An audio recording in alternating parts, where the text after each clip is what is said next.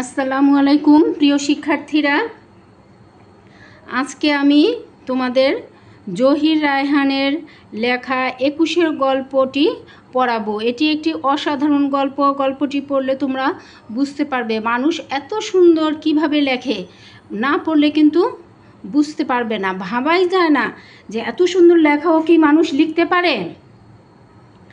জহির রায়হান ২১-এর গল্পটি ১৯৫২ সালের ভাষা আন্দোলনের প্রেক্ষাপটে ছোট গল্প হিসেবে রচনা করেছেন। গল্পে তপু নামে এক প্রাণোচ্ছল ও স্বপ্নবান তরুণের আত্মত্যাগের কথা উঠে এসেছে। এছাড়া গল্পে গল্পকথক মানে লেখক নিজে এবং রাহাত নামের আরও দুটি চরিত্রের সক্রিয় অংশগ্রহণ লক্ষ্য করা যায়। মূলত এ ছোট গল্পে তিন বন্ধুর আন্তরিক সম্পর্ক এবং রাজনৈতিক কর্মকাণ্ডের মধ্য দিয়ে ভাষা আন্দোলনকালীন বাংলাদেশের বাস্তব চিত্র ফুটে উঠেছে। গল্পে তপু মেডিকেল কলেজের ছাত্র ছিল, বয়সে ছোট হলেও সে ছিল একমাত্র বিবাহিত তিনজনের মধ্যে।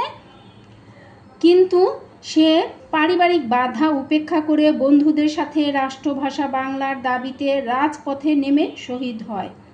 পরবর্তীকালে ৪ বছর পর ঘটনাক্রমে তপুর কঙ্কাল তার কলেজের হোস্টেলে আবিষ্কৃত হয়। মাথার খুলির ফুটো আর বাম পায়ের টিবিয়া ফেবুলা দেখে তার বন্ধুরা তার কঙ্কাল শনাক্ত করতে সক্ষম হয়। তপুর মতো এমন অনেক মূল্যবান প্রাণের বিসর্জনের মধ্য দিয়ে অর্জিত হয়েছে বাংলা ভাষার অধিকার। এছাড়া পরবর্তী সময়ে বাঙালির সমগ্র মুসলিম সংগ্রামের প্রধান প্রেরণা হিসেবেও কিন্তু কাজ করেছে ভাষা আন্দোলন। তপু কঙ্কাল হিসেবে ফিরে আসা এবং এটা যেন তার প্রতীকী হিসেবে বহন করে। এতে বোঝা যায় জাতীয় ইতিহাসে বীরদের কোনো মৃত্যু নেই, তারা বারবার ফিরে আসেন ভবিষ্যৎ প্রজন্মের কাছে প্রত্যক্ষ ও পরোক্ষভাবে প্রেরণা জোগাতে। এটা হচ্ছে গল্পের মূল কথা। এবার আমরা গল্পটি পড়ব। গল্পটি শুরু থেকে শেষ পর্যন্ত পড়লে বোঝা যায় যে কি অসাধারণ একটা ছোট গল্প এটি। শুরু করছি গল্পটি পড়া। আমরা প্রতিটা লাইন ভেঙে ভেঙে অর্থসহ পড়ব। তপুকে আবার ফিরে পাবো একথা ভুলেও ভাবিনি কোনোদিন। এটা কিন্তু লেখকের কথা। লেখক কিন্তু এখানে একটা চরিত্র। তবু সে আবার ফিরে এসেছে আমাদের মাঝে, ভাবতে অবাক লাগে। ৪ বছর আগে যাকে হাইকোর্টের মোড়ে শেষবারের মতো দেখেছিলাম, যাকে জীবনে আর দেখব বলে স্বপ্নেও কল্পনা করিনি, সেই তপু ফিরে এসেছে। ও ফিরে আসার পর থেকে আমরা সবাই যেন একটু উদ্বিগ্ন হয়ে পড়েছি। রাতে ভালো ঘুম হয় না, যদিও একটু আধটু তন্দ্রা আসে। তবু অন্ধকারে হঠাৎ ওর দিকে চোখ পড়লে গা হাত পা শিউরে ওঠে, ভয়ে জড়সড় হয়ে যায়। লেপের নিচে দেহটা ঠক ঠক করে কাঁপে। এখানে লেখকের বন্ধু তপু, লেখক বলছে যে তপু কোনোদিন ফিরে আসবে। সেই হাইকোর্টের মোড়ে শেষবারের মতো তাকে দেখে এসেছিলাম, রেখে এসেছি, কোনোদিন স্বপ্নেও তারা ভাবেনি। কিন্তু এই ৪ বছর পর আবার তপু ফিরে এলো। তপুর ফিরে আসায় তাদের ঘুম হচ্ছে না, তারা একটু ভয় পাচ্ছে, অন্ধকারে কেউ থাকতে চাচ্ছে না। লেপের নিচেও যদি মুড়া দিয়ে রাখে তারপরও হাত পা দেহ যেন ঠক ঠক করে কাঁপে। দিনের বেলা ওকে ঘিরে আমরা ছোটোখাটো জটলা পাকাই। বলছে দিনের বেলা ওই তপুকে ঘিরে ছোটোখাটো একটা বৈঠকের মতো হয়ে যায়। খবর পেয়ে অনেকেই দেখতে আসে ওকে। অবাক হয়ে ওর দিকে তাকিয়ে থাকে ওরা। যারা আসে তারা অবাক দৃষ্টিতে তাকিয়ে থাকে। আমরা যে অবাক হই না তা নয়, আমাদের চোখেও বিস্ময় জাগে। বিস্ময় মানে একেবারে হতবাক হয়ে যায় লেখক। 2 বছর ও আমাদের সাথে ছিল, 2 বছর ছিল তপু লেখকদের সাথে। ওর শ্বাস প্রশ্বাসের খবরও আমরা রাখতাম। সত্যি কি অবাক কাণ্ড দেখো তো। কে বলবে যে এ তপু, ওকে চেনাই যায় না। ওর মাকে ডাকো। আমি হলফ করে বলতে পারি ওর মা ও চিনতে পারবে না ওকে। বলছে সেই যে লেখকের সাথে ও হলে থাকতো যে তপু, সেই তপু কিন্তু কি অন্যরকম ছিল, চঞ্চল প্রকৃতির ছিল, সারাক্ষণ কথা বলতো। কি এখনকার সেই তপুকে আর চেনাই যাচ্ছে না, লেখকের একটা ধারণা। চিনবে কি করে? জটলার এক পাশ থেকে রাহাত নিজের মতো বলে, চেনার কোনো উপায় থাকলে তো চিনবে, এ অবস্থায় কেউ কাউকে চিনতে পারে না, বলে সে একটা দীর্ঘশ্বাস ছাড়ে। রাহাত হচ্ছে এই যে তিন বন্ধুর গল্প, এখানে একজন লেখক নিজে, আরেকজন তপু, আরেকজন হচ্ছে রাহাত। এরা কিন্তু তিন বন্ধু, গলায় গলায় ভাব, যেখানেই যেত তিন বন্ধুতে একসাথে যেত, একসাথে নাওয়া, একসাথে খাওয়া, একসাথে থাকা, একসাথে ঘুম, সবই একসাথে। এখানে এই তিন বন্ধুর গল্পই আজ আমরা পড়ছি।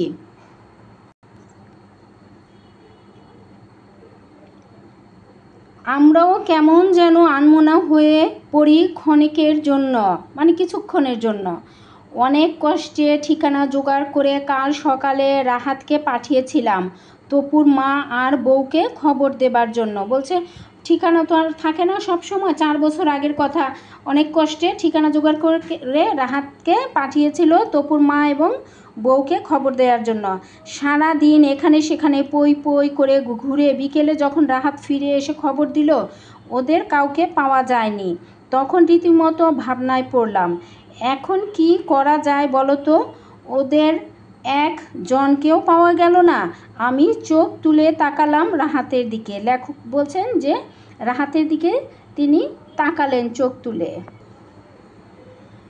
বিছানার উপর ধপাস করে বসে রাহাত বসে পড়ল। ওর মা মারা গেছে। কার মা মারা গেছে? তপুর মা মারা গেছে। আহা, সেবার এখানে গড়াগড়ি দিয়ে কি কান্নাকাটি না তপুর জন্য কেঁদেছিলেন তিনি। তপুর মার কথা বলা হয়েছে।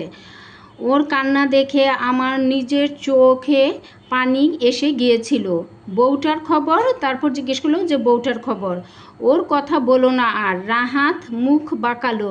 রাহাত মুখটা একটু আর কি বিকৃত করে বলল যে ওর কথা আর বলার দরকার নেই। অন্য আর এক জায়গায় বিয়ে করেছে। সে কি এর মধ্যে বিয়ে করে ফেললো মেয়েটা? তপু ওকে কত ভালোবাসতো। নাজিম বিড়বিড় করে বলে উঠল চাপা স্বরে। শানু বলল, বিয়ে করবে না তো কি সারা জীবন বিধবা হয়ে থাকবে নাকি মেয়েটা? বলে তপুর দিকে তাকালো শানু। আমরাও দৃষ্টি ফিরিয়ে আনলাম ওর ওপর। এবার বলল যে ওই যে রাহাত যে খুঁজতে গেল বউ এবং মাকে, পরে খবর নিয়ে আসলো যে মা মারা গেছে আর বউটার বিয়ে হয়ে গেছে। বউর বিয়ে হয়ে গেছে শুনে সবাই একটু অবাক হয়ে গেল, আশ্চর্য হয়ে গেল যে 4 বছরের মধ্যে বিয়ে হয়ে গেল। এর মধ্যে নাজিম এবং শানু নামে আরও 2টা নাম আমরা এখানে লক্ষ্য করি। তারা বলল যে বিয়ে না করলে কি হবে, মেয়েটা কি সারা জীবন এইভাবে বিধবার মতো থাকবে? তারপরেই তারা পরক্ষণে তপুর দিকে তাকালো। সত্যি, কে বলবে এ 4 বছর আগেকার সেই তপু, যার মুখে এক ঝলক হাসি আঠার মতো লেগে থাকতো সব সময়। তার দিকে তাকাতে ভয়ে আমাদের রক্ত হিম হয়ে আসে কেন? 2 বছর সে আমাদের সাথে ছিল। আমরা ছিলাম 3 জন, আমি, তপু আর রাহাত। এই যে লেখক তপু এবং রাহাত।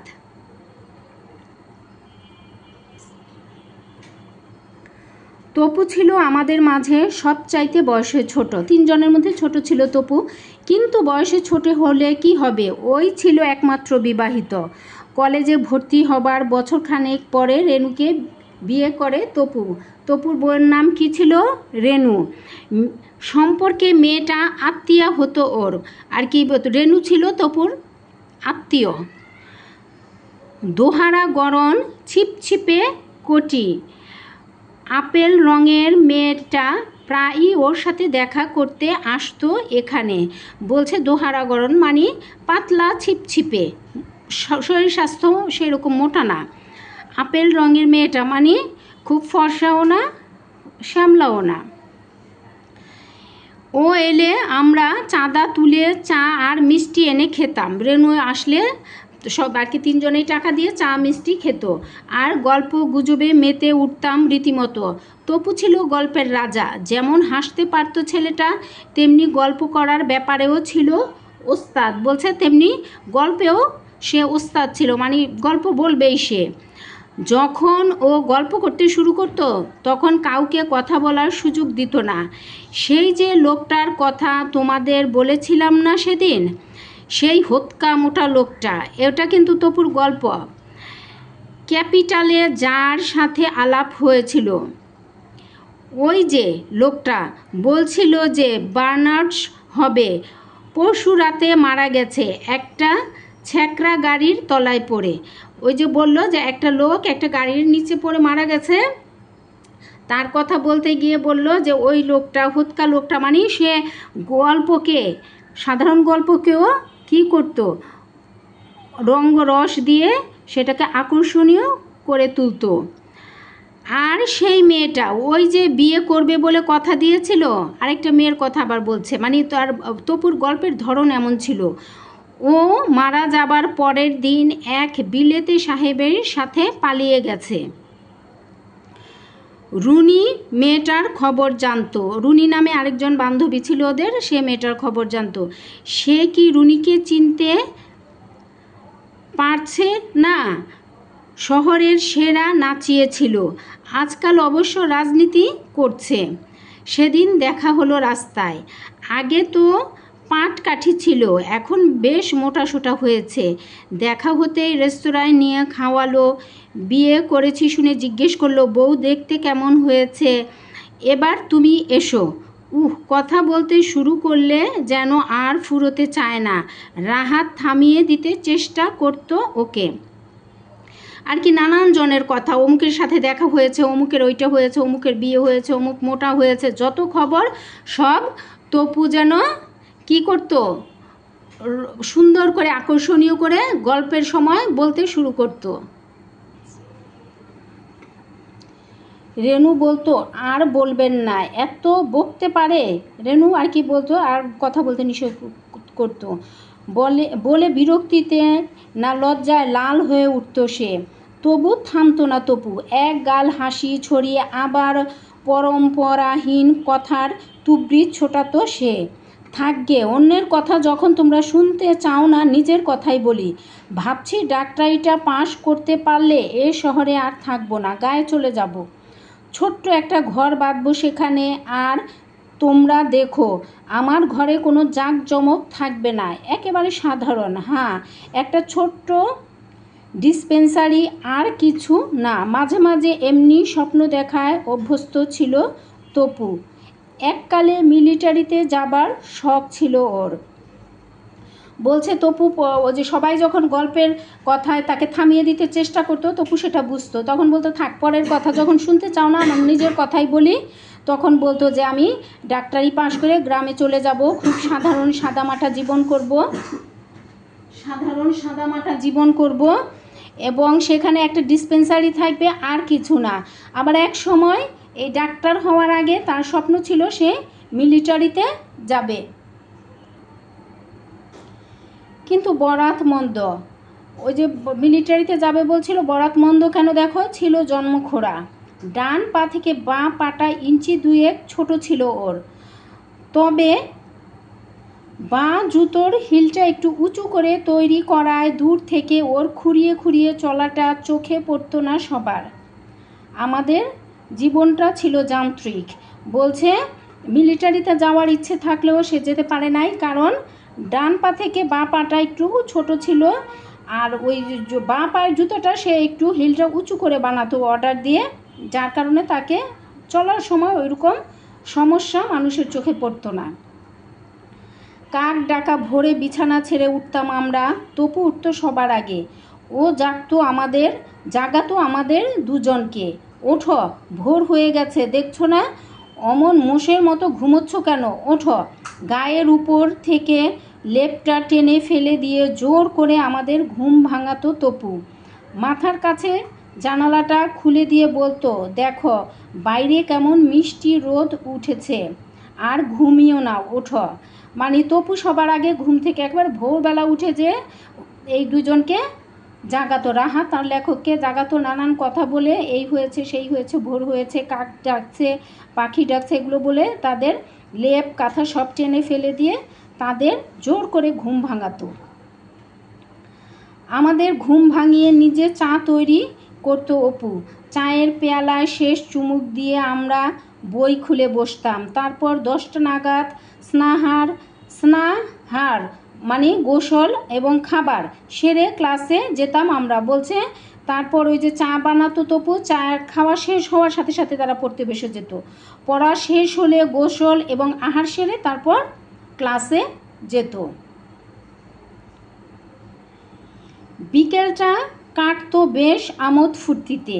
কোনো দিন ইস্কাটনে বেড়াতে যেতাম আমরা। ইস্কাটন ওই যে বেলি রোডের ওইখানে ইস্কাটন সব। কোনো দিন বুড়িগঙ্গার ওপারে, বলছে কোনো দিন আবার ঘুরতে যেত বুড়িগঙ্গার ওপারে নদী পার হয়ে।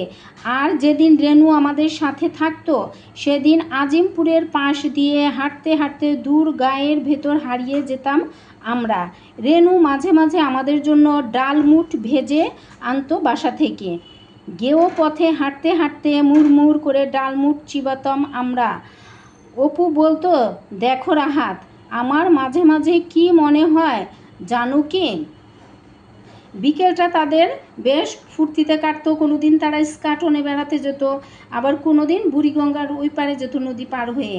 আবার মাঝে মাঝে কি করতো, রেনু যখন তাদের সাথে থাকতো তখন তারা আজিমপুরের ভিতর হয়ে, গ্রামের মতো ছিল এদিকটা, এদিকে হাঁটতো। আর রেনু কি করতো, ডালমুট, তাদের ডাল আর কি ভেজে নিয়ে আসতো, মুগ ডাল যেটা ভেজে নিয়ে আসতো, তারা সেটা খেত আর গল্প করতো।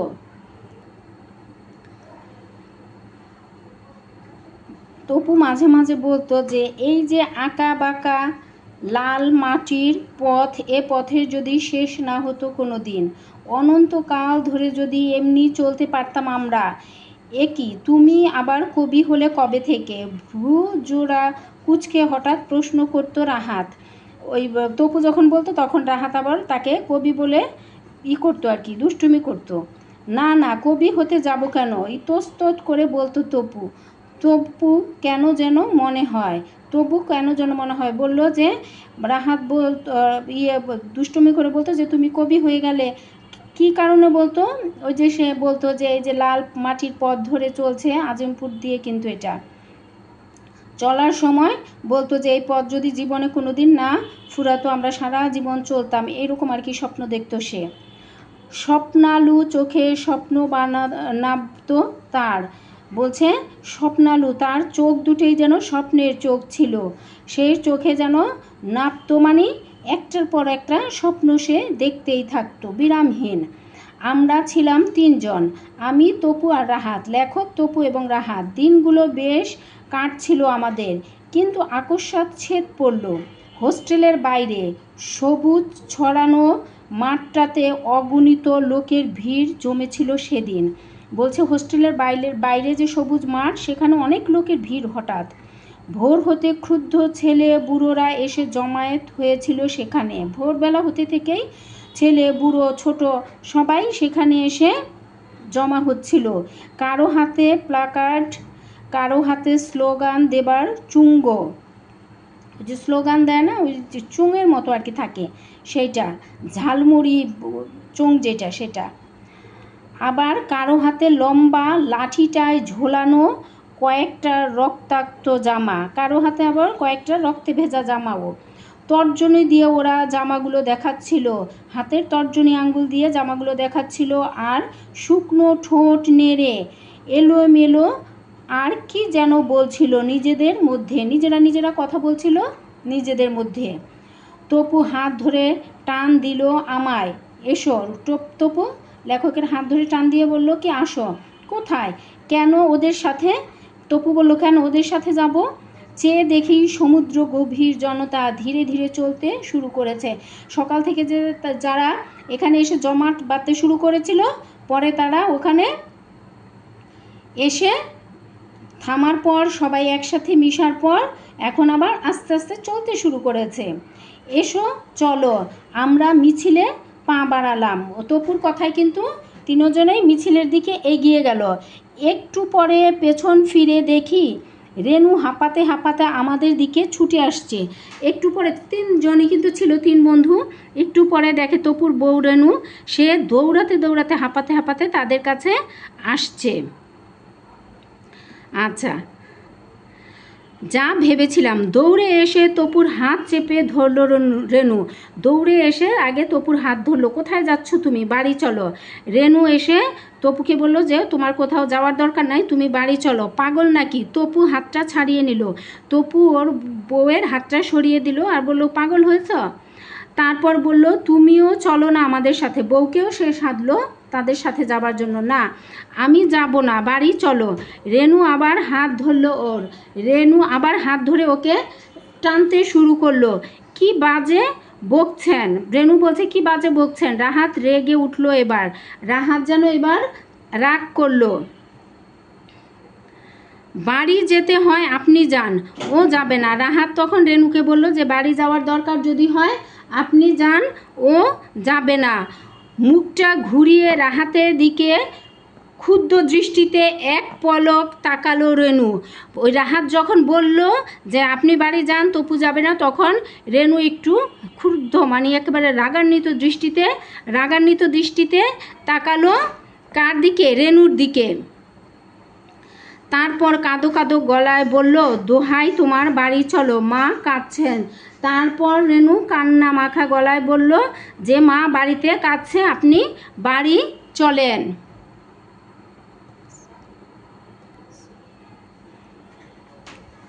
বললাম তো যেতে পারবো না, যাও। তখন তপু বলল যে না, যেতে পারবো না, তুমি যাও। হাতটা আবার ছাড়িয়ে নিল তপু। আবার বউয়ের হাতটা সে সরিয়ে দিল। রেনুর করুণ মুখের দিকে তাকিয়ে মায়া হলো, লেখকের মায়া হলো। বললাম কি ব্যাপার, আপনি এমন করছেন কেন? ভয়ের কিছু নেই, আপনি বাড়ি যান। কিছুক্ষণ ইতস্তত করে টলমলো চোখ নিয়ে ফিরে গেল রেনু। তখন লেখক বলল যে থাক, কোনো সমস্যা নাই, আমরা যাচ্ছি সবাই, ভয়ের কোনো কিছু নাই, আপনি বাড়ি চলে যান। এ কথা শুনে কিছুক্ষণ যেন টল চোখে রেনু তাকিয়ে রইল, তারপর ফিরে গেল। মিছিলটা তখন মেডিকেলের গেট পেরিয়ে কার্জন হলের কাছাকাছি এসে গেছে। বলছে ওই যে হাঁটতে হাঁটতে তারা কার্জন হল পর্যন্ত চলে গেছে। তিনজন আমরা পাশাপাশি হাঁটছিলাম। রাহাত স্লোগান দিচ্ছিল আর তপুর হাতে ছিল একটা মস্ত প্লেকার্ড। তার ওপর লাল কালিতে লেখা ছিল রাষ্ট্রভাষা বাংলা চাই। বলছে প্লেকার্ড ছিল তপুর হাতে আর রাহাত স্লোগান দিচ্ছিল। মিছিলটা হাইকোর্টের মোড় পৌঁছতে আকস্মাৎ আমাদের সামনে লোকগুলো চিৎকার করে পালাতে লাগলো চারপাশে। হাইকোর্টের মোড়ে পর্যন্ত পৌঁছতে মিছিলটা সবাই হঠাৎ আকস্মাৎ যেন সবাই কি করলো, চিৎকার করে নানান দিকে পালিয়ে যেতে লাগলো।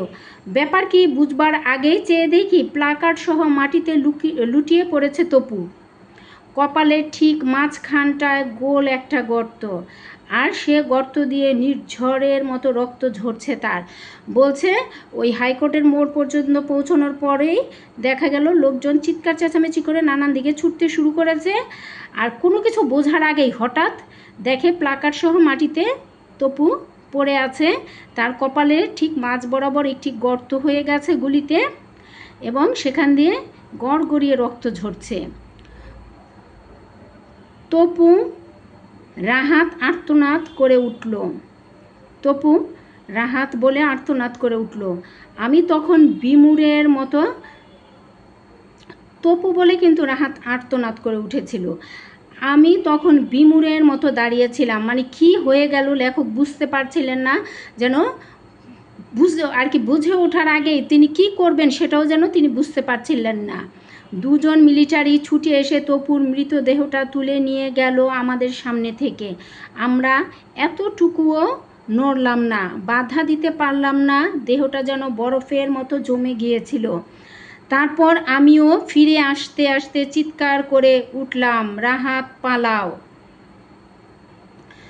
বলছে যখন পড়ে গিয়েছিল দুইজনেই যেন হতবাক হয়ে গেল যে আল্লাহ কি ঘটনা, মানে চোখের পলকে মুহূর্তের মধ্যে এমন একটা ঘটনা ঘটবে তারা কিন্তু কেউ বুঝতে পারে নাই। তখন তারা যে কোনো কিছু বলবে বা নড়বে সেরকম শক্তি যেন ছিল না, শরীর যেন মাটির সাথে ভার হয়ে জমে গিয়েছিল। এরকম অনেক সময় কিন্তু হয়, হঠাৎ আচমকা কোনো দুঃখের খবর শুনলে, হঠাৎ কোনো কিছু হয়ে গেলে মানুষ কিন্তু এরকম হয়ে যায় যে শরীর যেন ভার হয়ে গেছে, পা নড়ছে না, সরছে না, শরীর যেন কেমন যেমন সেরকমই আর কি একটা। কিছুক্ষণ পর মিলিটারিরা এসে তার লাশটাকে টেনে তুলে নিয়ে গেল। তখন লেখক চিৎকার করে রাহাতকে পালাতে বলল। কোথায়? হতবাক হয়ে আমার দিকে তাকালো রাহাত। তখন কোথায় পালাবে আর কি, রাহাতও যেন হতবাক লেখকের দিকে তাকাচ্ছে। তারপর উভয়ে ঊর্ধ্বশ্বাসে দৌড় দিলাম আমরা ইউনিভার্সিটির দিকে। তারপর একেবারে খুব জোরে দৌড় দিল ইউনিভার্সিটির দিকে। সে রাতে তপুর মা এসে গড়াগড়ি দিয়ে কেঁদেছিলেন। এখানে রেনুও এসেছিল, পলকহীন চোখ জোড়া দিয়ে অশ্রুর ফোয়ারা নেমেছিল তার, কিন্তু আমাদের দিকে একবারও তাকায়নি, একটা কথাও আমাদের সাথে বলেনি রেনু। রাহাত শুধু আমার কানে ফিস করে বলেছিল, তপু না মরে আমি মরলেই ভালো হতো। কি অবাক কাণ্ড দেখতো, পাশাপাশি ছিলাম আমরা, অথচ আমাদের কিছু হলো না, গুলি লাগলো কিনা তপুর কপালে। কি অবাক কাণ্ড দেখতো। এখানে বারবার কি রাহাত শুধু তপুর কথা বলছিল, কারণ সেদিন যেদিন মারা গেছে সেদিন রাত্রে তপুর মা আর বউ এসেছিল। তপুর মা খুব মেঝেতে গড়াগড়ি দিয়ে কান্না করেছিল, আর রেনু তো তাকে নিতে আসছিল কিন্তু যায় নাই, বন্ধুরাও যেতে দেয় নাই, বুঝতে পারে নাই তো এমন ঘটনা ঘটবে। রেনু শুধু চোখ দিয়ে তার পানি পড়ছিল, অশ্রু গড়িয়ে পড়ছিল, কারো সাথে কথা বলেনি, কারো দিকে তাকায়নি। তখন তপু না মরে রাহাত মরলে ভালো হতো, এটা বারবার রাহাত লেখকের কানে কানে বলছিল।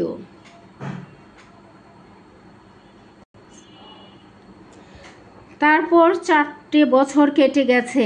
4 বছর পর তপুকে ফিরে পাবো এ কথা ভুলেও ভাবিনি কোনো দিন। তপু মারা যাবার পর রেনু এসে একদিন মালপত্রগুলো সব নিয়ে গেল। 2টো সুটকেস, একটা বইয়ের ট্রাঙ্ক আর একটা বেডিং। সেদিনও মুখ ভার করে ছিল রেনু, বলছে মারা যাওয়ার 4 বছর কেটে গেছে এখন।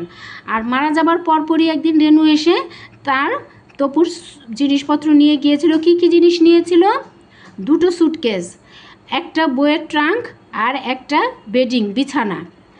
আর সেদিনও কিন্তু রেনু কারোর সাথে কোনো কথা বলেনি, মুখ ভার করেই ছিল, কথা বলেনি আমাদের সাথে। শুধু রাহাতের দিকে এক পলক তাকিয়ে জিজ্ঞেস করেছিল, ওর একটা গরম কোট ছিল না, কোটটা কোথায়? ওটা আমার সুটকেসে। ধীরে কোটটা বের করে দিয়েছিল রাহাত। তারপর দিন কয়েক তপুর সিটটা খালি পড়েছিল। মাঝে মাঝে রাত শেষ হয়ে এলে আমাদের মনে হতো কে যেন গায়ে হাত দিয়ে ডাকছে আমাদের, ওঠো আর ঘুমিও না, ওঠো। বলছে যে কি রাহাত মারা যাওয়ার পর রেনু তো সব নিয়ে গেল, তারপরে রাহাতকে শুধু কারোর সাথে কথা বলে নাই, রাহাতকে জিজ্ঞেস করছিল যে ওর একটা গরম কোট ছিল, কোটটা কোথায়? তখন রাহাত তাকে বলেছিল যে রাহাতের সুটকেসে সেটা। রাহাতও আস্তে করে কোনো কথা বলে নাই, সেটা বের করে রেনুর হাতে তুলে দিয়েছিল। আর তপু মারা যাওয়ার পর কয়েকদিন সিটটা খালি পড়েছিল এবং মাঝরাতে রাহাত এবং লেখকের মনে হতো যে ওখানে কেউ আছে, কেউ তাদের গায়ে হাত দিয়ে তাদের ডাকছে, আবার সেই আগের মতোই ডাকছে, ওঠো আর ঘুমিও না, ওঠো। চোখ মেলে কাউকে দেখতে পেতাম না, শুধু ওর শূন্য বিছানার দিকে তাকিয়ে মনটা ব্যথায় ভরে উঠত।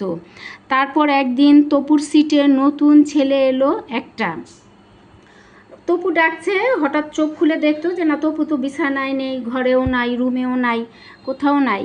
তারপর কিছুদিন পর জায়গা তো আর ফাঁকা থাকে না, শূন্য থাকে না, একজনের জায়গা আরেকজন এসে পূর্ণ করে নেয়।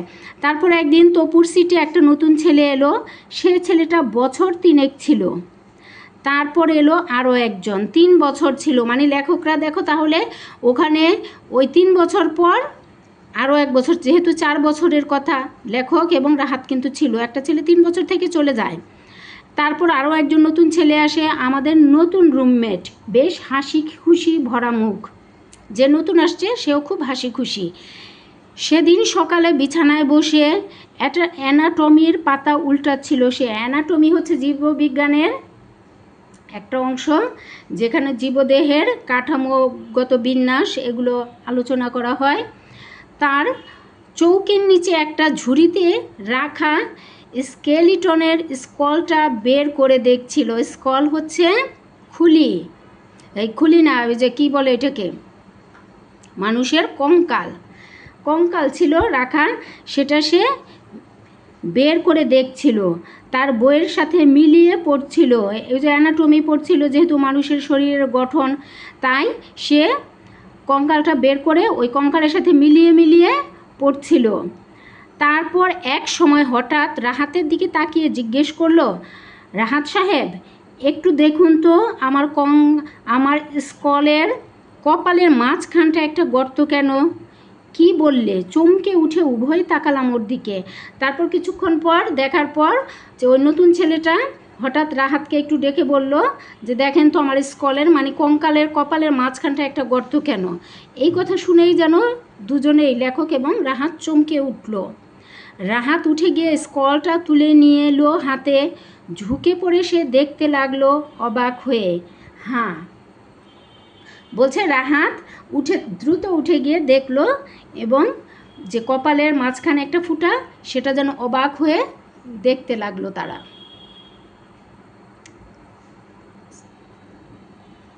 হ্যাঁ, কপালের মাঝখানটায় গোল একটা ফুটো। রাহাত তাকালো আমার দিকে, ওর চোখের ভাষা বুঝতে ভুল হলো না আমার। দেখে রাহাত যেন লেখকের দিকে তাকালো এবং লেখক বলছে ওর চোখের ভাষা বুঝতে লেখকের দেরি হলো না। বিড়বিড় করে বললাম, বাঁ পায়ের হাড়টা 2 ইঞ্চি ছোট ছিল ওর। বলল যে বাঁ পায়ের হাড়টা ওর 2 ইঞ্চি ছোট ছিল ডান পা থেকে। কথাটা শেষ না হতেই ঝুড়ি থেকে হাড়গুলো তুলে নিল রাহাত। হাতগুলো ঠক ঠক করে কাঁপছিল ওর। বলছে ওই কথাটা শেষ না হতেই খাটের নিচের যে ঝুড়ি ছিল সেই ঝুড়ি থেকে খুলিগুলো হাড়গুলো রাহাত বের করলো, কিন্তু বের করার পরও দেখা যাচ্ছে যে তার হাতগুলো ঠক ঠক করে কাঁপছিল। একটু পরে উত্তেজিত গলায় চিৎকার করে বলল, বাঁ পায়ের টিবিয়া ফেবুলাটা 2 ইঞ্চি ছোট, দেখো দেখো। বলছে ওই যে যখন সে হাড়গুলো জোড়া দিল, এগুলো মিলিয়ে দেখলো যে হ্যাঁ ঠিকই বাঁ পায়ের যে টিবিয়া ফেবুলাটা ছিল সেটা 2 ইঞ্চি খাটো। উত্তেজনায় আমিও কাঁপছিলাম। বলছে লেখকে যেন উত্তেজিত হয়ে গিয়েছিল এবং কাঁপছিল তারা। ক্ষণকাল পরে স্কলটা 2 হাতে তুলে ধরে রাহাত বলল, তপু। বলতে গিয়ে গলাটা ধরে এলো ওর। কিছুক্ষণ পর যখন তারা বুঝে গেল যে এটা তপুই, তখন রাহাত কী করলো, স্কলটা মানে কঙ্কালটা 2 হাতে তুলে ধরে রাহাত বলল যে এটাই নিশ্চিত, এটাই তপু। আর বলতে গিয়ে তার গলাটা যেন ধরে এলো, মানে গলা ধরে আসে কখন, কান্নায় গলা জড়িয়ে যায় না, অনেক সময় কথা বলা যায় না, ধরে যাওয়া কিন্তু সেরকম। আচ্ছা, গল্পটা সহজ ভাষায় রচিত, সহজ সরল প্রাণবন্ত ভাষা, বোঝা যায়। তারপরেও পড়তে হবে বিধায় আমরা পড়লাম। আমার কাছে গল্পটা কিন্তু অসাধারণ একটা গল্প, চমৎকার অসাধারণ একটা গল্প। তোমরা সবাই পড়বে এবং পড়লেই না এটা মনে থাকবে। দেখো তোমরা যদি 2, 3, 4 বার শুধু গল্পটা রিডিং পড়ো, এখান থেকে প্রশ্ন হলে লিখতে পারবে, এটা আমার বিশ্বাস। খুবই সহজ সরল প্রাণবন্ত ভাষায় রচিত, কোনো জটিলতা নাই এর মধ্যে, কোনো কিছুই নাই, জাস্ট একটা গল্প। এবং এই গল্প কি কালজয়ী একটা গল্প, আমার কাছে কিন্তু তাই মনে হয়। সবাই ভালো থেকো, সুস্থ থেকো, সহজে পড়া শিখির পাশে থেকো। সবাইকে ধন্যবাদ। আসসালামু আলাইকুম।